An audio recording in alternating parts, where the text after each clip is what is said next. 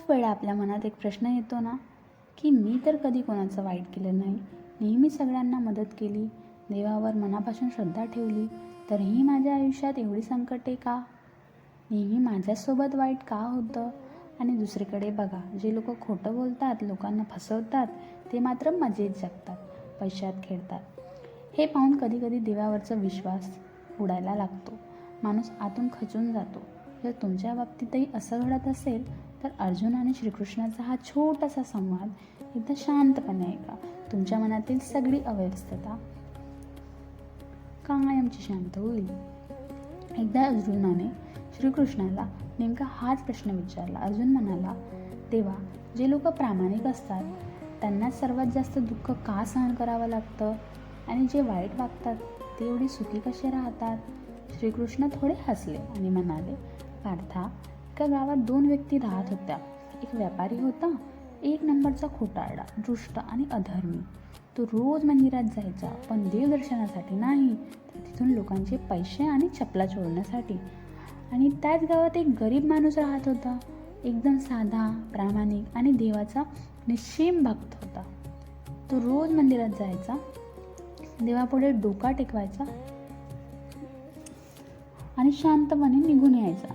एक दिवस काय झालं, मंदिरात प्रचंड गर्दी होती. त्या दुष्ट व्यापाऱ्याने गर्दीचा फायदा घेतला आणि गाभाऱ्याजवळ ठेवलेली पैशाची पिशवी चोरली. तो पिशवी घेऊन पळून जात असताना वाटेत त्याला सोन्याच्या नाण्याने भरलेला एक हंडा सापडला. तो दुष्ट माणूस एका रात्री श्रीमंत झाला आणि हसत हसत घरी गेला. काही वेळाने तो गरीब भक्त मंदिरात आला. त्याने मनोभावे दर्शन घेतले. पण जसा तो मंदिराबाहेर पडला, तसा एका मोठ्या आणि टोकदार खिळ्यावर त्याचा पाय पडला. पाय पूर्णपणे रक्ताळला. त्याने असह्य वेदना होऊ लागल्या. तो लंगडत लंगडत घरी चालत असताना वाटेत त्याला तो श्रीमंत झालेला व्यापारी भेटला. तो व्यापारी भक्ताला चिडवत म्हणाला, पाहिलंस, तू रोज देवाचे नाव घेत होता, तुला काय मिळालं? पायाला जखम, आणि मी चोरी केली तरी मला सोन्याचा हंडा मिळाला. तुझं देव खोटा आहे. हे ऐकून त्या भक्ताचे मन खूप दुखावले. तो घरी गेला. त्याने देवाचा फोटो बाजूला ठेवला आणि रडत रडत झोपी गेला.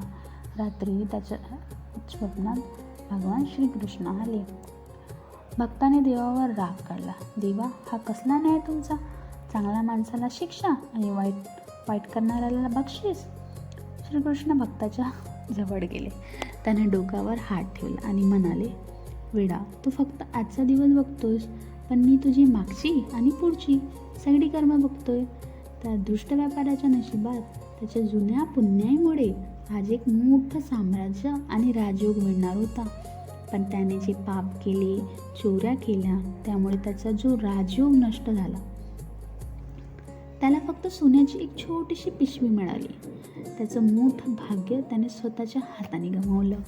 आणि तुझ्या नशिबात आज एक भयानक अपघात होता, ज्यामुळे तुझा मृत्यू निश्चित होता.